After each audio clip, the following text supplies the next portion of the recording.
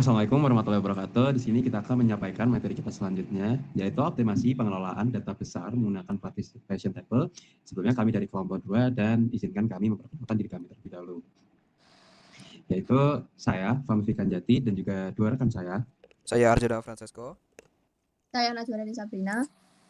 Dan langsung saja kita masuk ke materinya, yaitu akan dijelaskan oleh Najwa dan Sabrina. Baik, yang pertama yaitu terdapat latar belakang masalah. Permasalahan dari topik kami yaitu dataset movie memiliki jumlah data besar.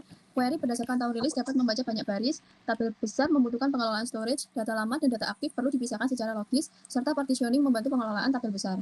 Tabel yang jumlah datanya semakin besar tidak cukup hanya dioptimasi dengan indeks. Dalam beberapa kasus, tabel juga perlu dikelola dari sisi storage dan partisi. Pada dataset movie, data dapat dikelompokkan berdasarkan tahun rilis karena query katalog film sering menggunakan filter periode tahun. Next. Selanjutnya yaitu tujuan pembahasan. Tujuan pembahasan kami yang pertama menjelaskan konsep crowd planning, yang kedua menjelaskan partitioning range, list, dan hash, yang ketiga membuktikan partition pruning menggunakan explain partitions, yang keempat membuat tabel partisi dari dataset movie, yang kelima yaitu membandingkan query sebelum dan sesudah partisi. Tujuan utama pembahasan ini adalah memahami bahwa partitioning digunakan untuk mengelola tabel besar berdasarkan pola akses data. Pada studi kasus ini, partitioning tidak dibuat secara asal, tetapi berdasarkan kolom release year, karena pola query banyak memakai filter tahun rilis. Next.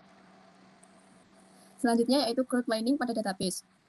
Crowd planning sendiri yaitu proses memperkirakan kebutuhan storage database hari ini dan masa depan. Komponen yang diperhitungkan yaitu terdapat data table, index, redo, atau undo atau log, kemudian temporary area, kemudian backup, dan safety margin. Crowd planning penting karena database dapat terus bertambah. Jika tidak direncanakan, sistem bisa mengalami disk penuh, backup gagal, atau maintenance terlalu lama. Pada dataset movie, jumlah data hampir 1 juta baris digunakan untuk mensimulasikan kondisi tabel besar. Next. Konsep yang selanjutnya yaitu konsep partitioning table. Partitioning sendiri adalah teknik membagi satu tabel logis menjadi beberapa bagian fisik. Aplikasi tetap melihat satu tabel, tetapi MySQL menyimpan data ke partisi yang berbeda. Tujuannya yaitu yang pertama memudahkan pengelolaan tabel besar, yang kedua mempermudah archiving dan purge, yang ketiga yaitu membantu query tertentu melalui partition pruning. Partitioning bukan berarti membuat banyak tabel manual. Aplikasi tetap mengakses satu tabel, tetapi database menyimpan data dalam beberapa partisi sesuai aturan tertentu. Manfaat utamanya adalah pengelolaan data besar dan pembacaan partisi yang relevan melalui partitioning pruning. Next. Selanjutnya yaitu jenis partitioning, terdapat range, list, dan hash. Jenis partitioning yang pertama yaitu range. Range yaitu membagi data berdasarkan rentang nilai, cocok untuk tanggal atau tahun. Kemudian yang kedua ada list, yaitu membagi data berdasarkan daftar nilai tertentu, cocok untuk wilayah atau kategori. Kemudian yang ketiga ada hash, yaitu menyebarkan data berdasarkan hasil hash, cocok untuk pemerataan data.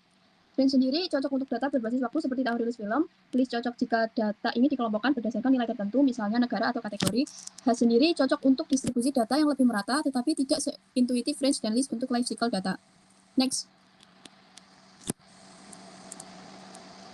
Selanjutnya yaitu partitioning pruning. Partitioning pruning sendiri adalah kemampuan optimizer untuk membaca hanya partisi yang relevan. Contohnya yaitu query mencari release year tahun 2010 sampai 2019. Jika tabel dipartisi berdasarkan release year, MySQL cukup membaca partisi pada tahun 2010 hingga 2019. Partitioning pruning menjadi bukti utama bahwa partitioning bekerja. Jika kondisi where sesuai dengan kolom partisi, MySQL dapat mengabaikan partisi yang tidak relevan. Untuk melihatnya, digunakan perintah explain partitions. Selanjutnya yaitu next. Kapan partitioning cocok digunakan? Partitioning sendiri cocok digunakan ketika tabel sudah besar, kemudian query sering memakai filter waktu, wilayah atau kategori, kemudian data lama perlu diarsipkan atau dihapus per periode, dan yang terakhir maintenance ingin dilakukan per bagian. Partitioning tidak cocok jika masalah utama hanya query tanpa indeks. Partitioning sendiri harus digunakan sesuai kebutuhan. Jika tabel masih kecil atau masalah utamanya adalah query buruk, maka partitioning belum tentu memberikan manfaat. Partitioning juga bukan pengganti indeks karena tabel yang sudah dipartisi tetap membutuhkan indeks yang sesuai. Untuk selanjutnya akan dijelaskan oleh rekan kami yaitu Arjuna. Oke, kemudian ada studi kasus dari movie dataset. Studi kasusnya yaitu sistem katalog ini memiliki beberapa kolom dalam jumlah datanya itu 1 juta. Nah, kolom pentingnya itu ada movie ID, title, genre, release year, release date, country, dan rating.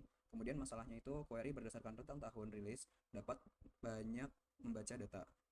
Nah, dataset movie ini digunakan sebagai studi kasus karena jumlahnya itu besar. Dan sistem katalog film biasanya itu juga menyediakan fitur filter berdasarkan tahun rilis, genre, negara, dan rating. Karena filter tahun sering digunakan, kolom release year cocok dijadikan dasar partitioning range. Next. Di sini ada contoh movie dataset yaitu jumlah datanya yaitu 999, hampir 1 juta. Kemudian next kita cek ukuran storage tabel movie. Kemudian untuk kebutuhannya itu digunakan untuk mengetahui ukuran data dan indeks pada tabel movie sebelum dilakukan partitioning. Informasi yang dilihat itu ada tabel rows, data MB, indeks MB, dan total MB. Nah, sebelum melakukan partitioning, ukuran tabel ini perlu diketahui.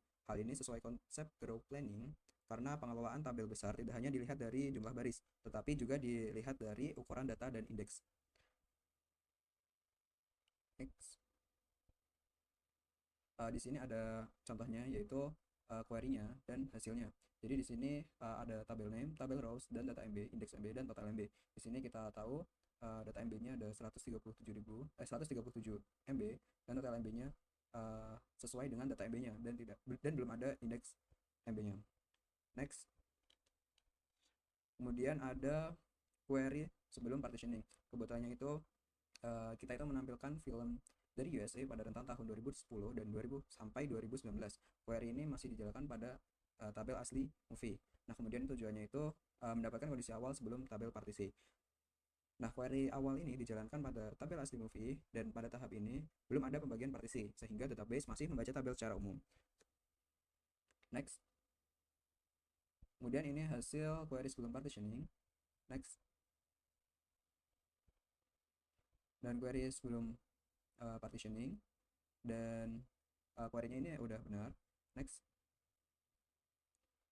Nah, kita coba untuk explain sebelum partitioning. Tujuannya itu untuk melihat rencana eksekusi query sebelum tabel dipartisi. Kolom yang diperhatikan itu ada tipe, key, rows, dan extra. Nah, explain itu digunakan untuk menjalankan query sebelum partisi dibuat karena itu untuk menganalisis kebutuhan untuk partitioning kita. Nanti bisa dilihat untuk kolom-kolom yang penting seperti tipe, key, rows, dan extra. Next. Di sini ada explain query sebelum partitioning. Nah, itu tipenya itu all atau full scan table. Kemudian untuk extra-nya itu file sort dan key-nya masih null dan ref-nya masih null juga. Untuk query-nya seperti di bawah. Next. Kemudian membuat tabel partition range, tabel baru yaitu dengan nama tabel movie partition and jenisnya itu range, kolom partisinya itu release year, pembagian partisinya itu before 2000, kemudian partisi 2000 sampai 2009, kemudian 2010 sampai 2019, dan kemudian 2020 sampai 2024, dan yang terakhir itu partition untuk max. Nah, untuk ini tabel movie partition ini dibuat dengan partitioning range berdasarkan release year. Kolom ini dipilih karena pola query pada sistem katalog movie sering menggunakan filter tahun rilis. Primary key dibuat gabungan movie ID dan release year agar sesuai aturan MySQL pada tabel terpartisi. Next. Di sini kita membuat tabel baru yaitu dengan nama movie partition dan udah berhasil. Next. Kemudian kita memindahkan data ke tabel partition. Langkahnya yaitu memasukkan seluruh data dari movie ke movie partition. Tujuannya itu agar dataset asli dapat diuji dalam bentuk tabel terpartisi. Nah, setelah ini tabel partisi itu udah dibuat, data dari tabel movie itu dimasukkan ke movie partition. Kemudian MySQL itu akan otomatis menempatkan setiap baris ke partisi yang sesuai berdasarkan nilai release year. Next. Di sini untuk contohnya yaitu untuk memindahkan isi data dari tabel movie ke movie partition. Query-nya tersebut yaitu insert into movie partition, select bintang from movies. Kemudian untuk hasilnya udah berhasil dan hampir 1 juta baris sudah berhasil ditambahkan. Next. Kemudian ada validasi untuk jumlah data setelah partition. Kita pastikan data yang udah kita masukin tadi benar-benar udah masuk. Kemudian next. Ini untuk validasinya saja. Jadi kita tadi kan sebelumnya udah mindahin dari movie ke movie partition. Ini udah berhasil. Next. Kemudian kita cek metadata partisi. Nah, menampilkan daftar partisi pada tabel movie partition untuk kebutuhannya. Kemudian informasi yang bisa kita cek yaitu untuk partition name, partition description, dan tabel rows. Untuk metadata partisi ini digunakan untuk membuktikan bahwa tabel sudah benar-benar terbagi menjadi beberapa partisi. Setiap partisi memiliki batas nilai yang ditentukan dalam partition description. Next. ini adalah metadata dari partisi. Ya, tadi kita udah buat beberapa partisinya, yaitu ada partisi 2000 sampai 2009 dan seterusnya. Untuk query-nya ada di slide. Untuk rentan nilainya itu sudah sesuai dengan yang ada di partition description tadi yang udah kita tentukan di awal. Kemudian next, selanjutnya itu cek jumlah data per partisi. Nah, tujuannya itu kita membuktikan distribusi data pada masing-masing partisi. Partisi yang dicek itu ada partisi yang udah kita buat tadi. Next. Nah, ini untuk cek jumlah data per partisinya dengan query tersebut. Kemudian maka akan dihasilkan dengan partition name dan total rows. Di sini udah kita lihat P before 2000 itu ada 400 ribuan, kemudian 2000 sampai 2009 itu ada 180 ribuan, dan seterusnya. Next. Kemudian ada explain untuk sudah partisi. Jadi tujuannya itu untuk membuktikan partition pruning ini benar-benar itu berhasil, dan hasil yang diharapkan itu kolom partisinya itu menunjukkan P 2010 sampai 2019. Next. Nah, di sini itu untuk query-nya ada di bawah tersebut, dan hasilnya itu udah terbukti bahwa partitionnya udah benar di P partisi 2010 sampai 2019 dan di tabel movie partition. Next. Kemudian ada query sesudah partitioning. Pada slide ini akan dijelaskan oleh rekan kami yaitu Fahmi. Silakan. Selanjutnya yaitu query sudah partitioning, kebutuhannya adalah menjalankan query yang sama pada tabel movie partition, kemudian tujuannya membandingkan waktu eksekusi sebelum dan sesudah partitioning.